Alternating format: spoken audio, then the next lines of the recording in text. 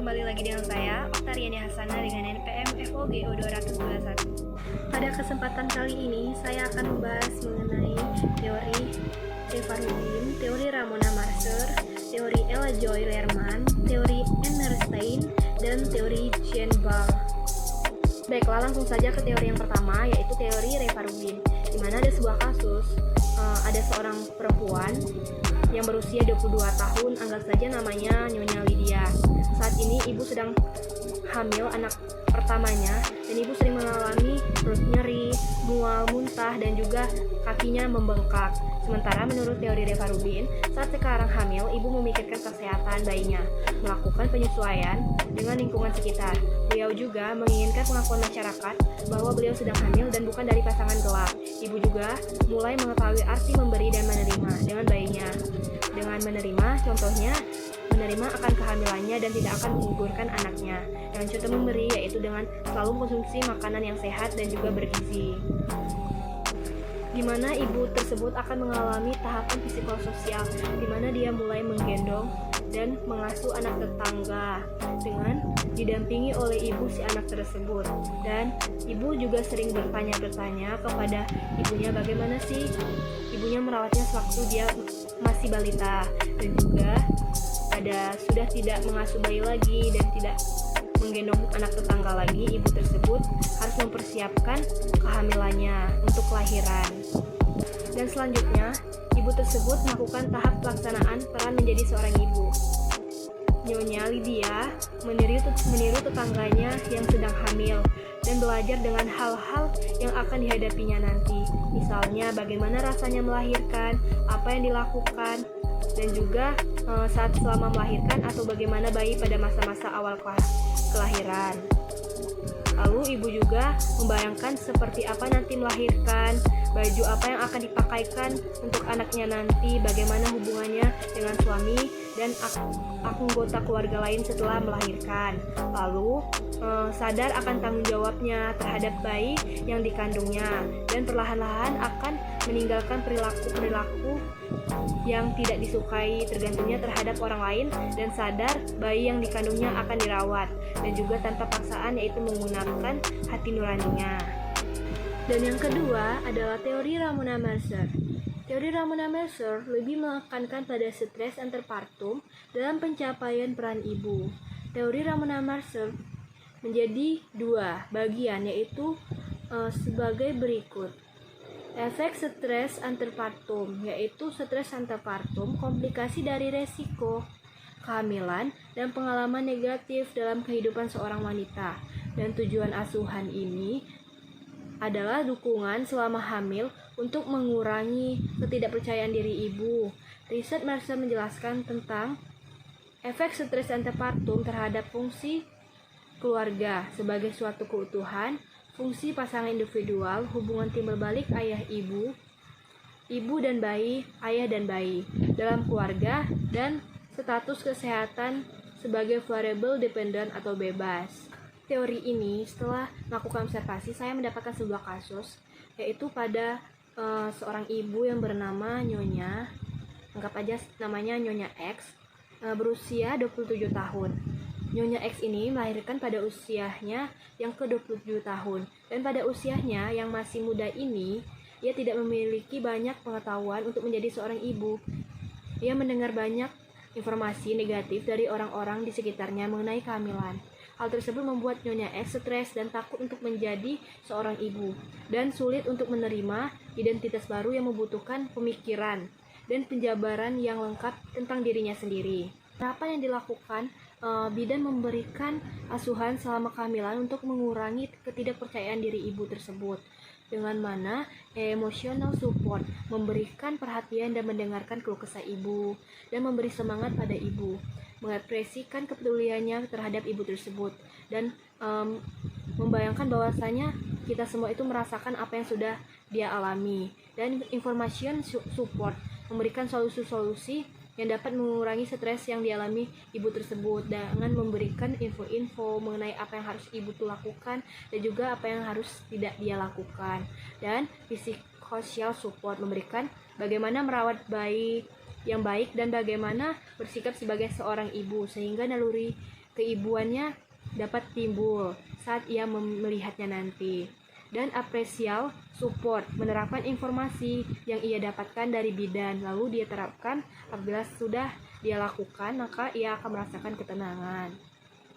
Dan bidan juga melakukan membantu wanita tersebut melaksanakan tugas dalam adaptasi peran dan juga mengidentifikasi faktor-faktor yang mempengaruhi pencapaian dia nanti.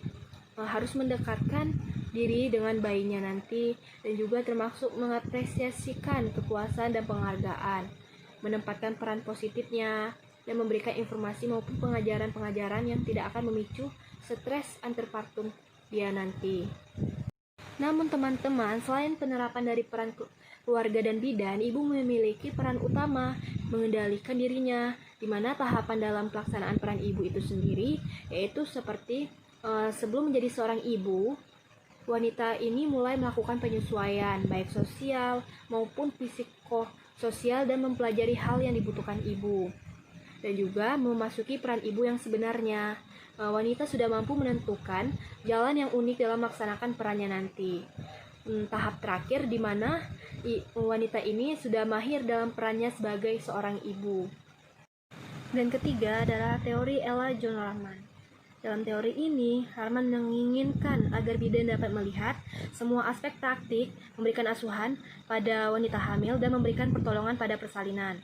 Menurut Rahman, menyelidiki bahwa layanan antenatal menunjukkan perbedaan antara prosedur administrasi yang dibebankan dengan manfaat antenatal dan jenis pelayanan yang dialami seorang wanita di klinik kebidanan. Karena berhubungan antara identifikasi faktor risiko dan keefektifan dari antenatal care terhadap hasil yang diinginkan belum terpenuhi. Rahman dan koleganya ingin menjelaskan perbedaan antara pengalaman seorang wanita dengan seorang bidan untuk mengaplikasikan konsep kebidanan dalam praktik, di mana Rahman mengungkapkan 8 konsep yang penting dalam pelayanan antenatal, yaitu asuhan yang berkesinambungan, keluarga sebagai pusat asuhan, pendidikan dan konseling merupakan bagian dari asuhan, dan juga tidak ada intervensi dalam asuhan, fleksibilitas dalam asuhan, keterlibatan keluarga dalam asuhan, advokasi dari klien, dan juga waktu. Bidan dapat melibatkan pasien dalam pengkajian, evaluasi, dan perencanaan. Pasien atau klien ikut bertanggung jawab pula atau ambil bagian dalam pelayanan antenatal. Dalam pemeriksaan fisik, misalnya palpasi, klien akan melakukan pada tempat tertentu atau ikut mendengarkan denyut jantung. Morton juga menambahkan 3 konsep yang penting, yaitu teknik terapeutik, di mana komunikasi sangat bermanfaat dalam proses perkembangan dan penyembuhan, misalnya mendengar aktif, mengkaji, klarifikasi humor, sikap yang tidak mengunduh, mengakui kesalahan, dan lainnya. Dan juga ada empowerment, pemberdayaan, suatu proses dalam memberikan kekuasaan dan kekuatan. Bidan melalui penampilan dan juga pendekatannya akan meningkatkan kemampuan pasien dalam mengoreksi, memvalidasi, dan memberi dukungan. Lalu lateral relationship, menjalin hubungan yang baik terhadap klien, misalnya bersikap terbuka dan juga sejalan dengan klien, memberikan semangat dan juga memberikan sedikit pengalaman. Baiklah teman-teman, selanjutnya saya akan menjelaskan mengenai teori Enerstein. Konsep modul kebidanan menurut teori Enerstein Weidenbach. Menurut teori Enerstein Weidenbach, konsep modul kebidanan dibagi menjadi 5, yaitu the against, di mana 4 elemen dalam clinical nursing, yaitu filosofi, tujuan, praktik, dan seni atau keterampilan. Selain itu, Enerstein juga yakin bahwa ada 3 bagian sebagai esensial yang dihubungkan dengan filosofi keperawatan: menghargai atas kehidupan yang telah diberikan, menghargai sebuah kehormatan, suatu yang berharga, otonomi, dan individualisme pada setiap orang. Resolusi dalam menerapkan dinamisasi terhadap orang lain. Filosofi yang dikemukakan adalah tentang kebutuhan ibu dan juga bayi yang segera untuk mengembangkan kebutuhan yang lebih luas, yaitu kebutuhan persiapan menjadi orang tua. Lalu yang kedua ada the right pain. Perawat atau bidan memberikan intervensi kepada individu disesuaikan dengan situasi dan kebutuhan masing-masing. Resipien meliputi wanita, keluarga, dan juga masyarakat. Perempuan menurut masyarakat oleh masyarakat tertentu tidak mampu memenuhi kebutuhannya. Wiedenbich sendiri berpandangan bahwa resipien adalah individu yang berkompeten dan mampu melakukan segalanya sendiri, sehingga bidan atau perawat memberi pertolongan hanya apabila individu tersebut mengalami kesulitan dalam memenuhi kebutuhannya sendiri saja. Lalu yang ketiga ada the goals atau purpose. Tujuan dari proses keperawatan adalah membantu orang yang membutuhkan pertolongan. Konsep Wiedenbich tujuan akhir dari perawatan sebuah ukuran atau memperpanjang kemampuan seseorang tersebut untuk mengatasi keterbatasan. Disadari bahwa kebutuhan masing-masing individu perlu diketahui sebelum menemukan goal. Bila sudah diketahui kebutuhan ini, maka dapat diperkaitkan goal yang akan dicapai dengan mempertimbangkan tingkah laku fisik, emosional, atau psikologis yang berbeda dari kebutuhan yang biasanya disesuaikan dengan kebutuhan masing-masing individu, dengan memperhatikan tingkah laku fisik, emosional, dan psikologis juga. Lalu yang keempat ada the means. Untuk mencapai tujuan dari asuhan kebidan Wiedenbich menemukan beberapa tahapan, yaitu identifikasi kebutuhan klien, administration, validation, dan juga coordination. Untuk bisa membantu pasien, perawat atau bidan harus mempunyai pengetahuan juga untuk bisa memahami kebutuhan pasien, penilaian, kemampuan pengambilan keputusan, lalu keterampilan, kemampuan untuk memenuhi kebutuhan pasien. Lalu yang kelima ada juga framework, yaitu kerangka kerja yang terdiri dari lingkungan sosial, organisasi, dan juga profesional. Dan juga ada tahap-tahap untuk mencapai tujuan asuhan kebidanan. Dalam pencapaian tujuan tersebut, seseorang bidan memerlukan pengetahuan, keadilan, dan juga keterampilan. Untuk mencapai tujuan dari asuhan kebidanan, Wiedenbich menentukan beberapa tahap, yaitu identifikasi kebutuhan klien, administration itu memberikan bantuan yang diberikan, merupakan bantuan yang dibutuhkan. Lalu koordinasi sumber-sumber yang dibutuhkan untuk memenuhi kebutuhan seorang pasien tersebut. Dan yang terakhir adalah teori Jinbal atau teori kursi goyang,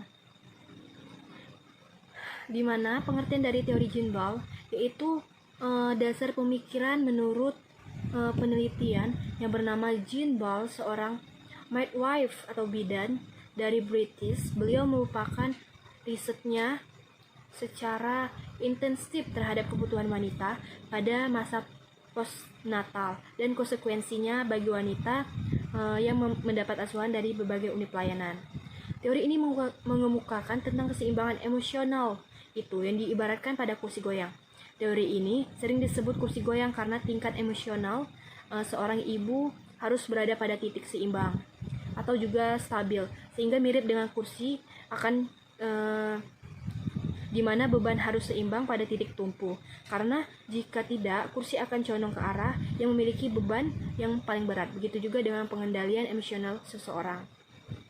Tujuan dari teori Jinbal agar ibu mampu melaksanakan tugasnya sebagai ibu secara fisik maupun psikologis. Fisikis dalam hal ini tidak hanya pengaruh emosional, tapi juga proses emosional agar tujuan akhir memenuhi kebutuhan untuk menjadi seorang orang tua terpenuhi. Dan juga hipotesa Jinbal, respon emosional terhadap perubahan setelah melahirkan akan dipengaruhi oleh personality atau kepribadian dan dukungan yang diterima dari sistem support atau juga dukungan keluarga dan sosial. Cara asuhan yang diberikan oleh bidan selama postnatal akan mempengaruhi proses emosional wanita terhadap perubahan setelah melahirkan.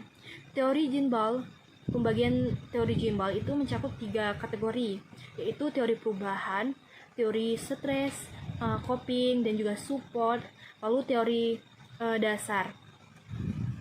Di mana pada teori perubahan mental ibu sebelum dan sesudah melahirkan menjadi akan jelas terlihat dalam kehidupan baik itu secara fisik maupun psikologis si ibu.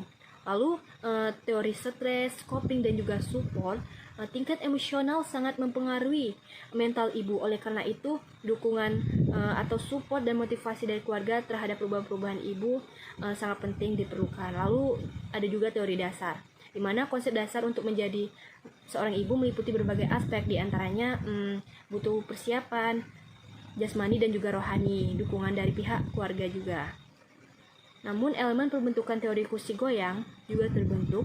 Kesejahteraan wanita setelah melahirkan sangat bergantung pada personality atau kepribadian wanita itu sendiri. Support system, dukungan pribadi dan support yang diberikan oleh pelayanan maternitas, Ball mengemukakan teori kursi goyang atau deck care yang terdiri dari 3 elemen, di mana ada pelayanan maternitas, pandangan masyarakat terhadap keluarga, dan juga sisi penyangga atau support terhadap kepribadian keluarga.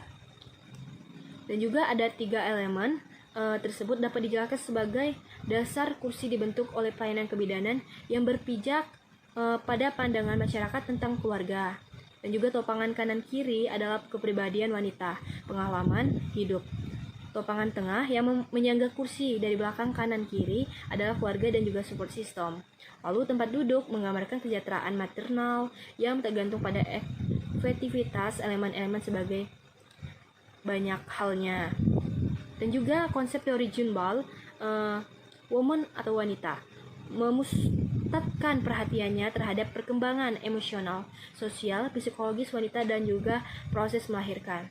Health atau kesehatan merupakan pusat dari model Ball. Tujuan dari postnatal care agar wanita-wanita mampu menjadi seorang ibu, lingkungan sosial, dan juga organisasi dalam sistem dukungan dan pelayanan perawatan postnatal. Dan kebidanan, penelitian asuhan postnatal misalnya kurang efektif, kurang pengetahuan tentang kebidanan, self, dan juga peran bidan dalam meyakinkan wanita dalam perannya sebagai seorang ibu. Penelitian Junbal, di mana ada 2, yaitu kesejahteraan wanita setelah melahirkan sangat tergantung pada personality atau kepribadian, sistem dukungan pribadi dan juga dukungan dari pelayanan maternitas. Persiapan yang dilakukan bidan pada masa PP akan mempengaruhi respon emosional wanita terhadap perubahan akibat proses kelahiran tersebut. Sehingga dapat kita jelaskan sedikit faktor-faktor yang berkaitan dengan pengaruhi keseimbangan emosional menurut Junbal. Itu faktor masukan, perasaan rendah diri sehubungan dengan pandangan negatif terhadap akibat menyusui, seorang tidur selama di rumah sakit, dan juga nasihat bila terjadi konflik. Faktor-faktor tersebut akan mempengaruhi masa PP selama 7 hari pertama. Dan juga faktor yang mempengaruhi kebahagiaan ibu menurut Junbal, keadaan masa PP 7 hari pertama. Itu persepsi dan dukungan keluarga pada hari kelahiran, rasa percaya diri ibu, tingkat kecemasan yaitu pemilihan dan kelas sosial mimikri, mendukung pemberian ASI, semua lingkungan mendukung. Dan juga rencana asuhan ibu dan banyak hal lainnya. Baiklah teman-teman, mungkin itu saja yang dapat saya sampaikan. Semoga video ini sangat bermanfaat untuk kita semua. Dan juga kita harus tetap semangat untuk belajar dan menggali ilmu. Sekian, terima kasih. Wassalamualaikum warahmatullahi wabarakatuh.